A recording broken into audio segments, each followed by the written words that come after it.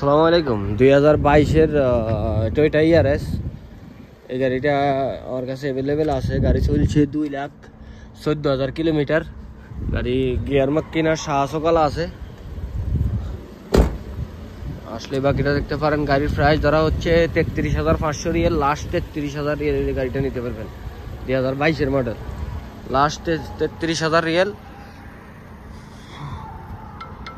আর কম হইব না। 33,000 রিয়ালের কম হইব না এই গাড়ি 2022-এর। যদি কারোর পছন্দ হয় তাহলে আসতে পারেন। আমার ফোন নম্বর 05499875538। গাড়ির সামনে পিছনে কোনো অ্যাক্সিডেন্ট নাই, দেখাইতেছি।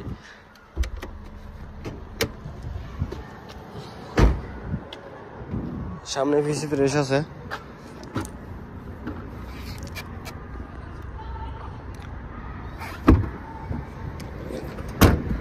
পিছনে কোনো অ্যাক্সিডেন্ট নাই।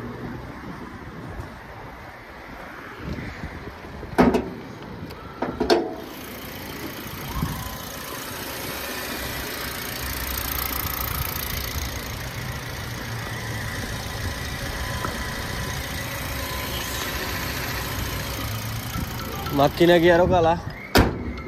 গিয়ারও কালা আছে। বাকিটা আপনারা আসলে দেখতে পারেন, আইসা কম্পিউটার ফাঁসও করাইতে পারেন।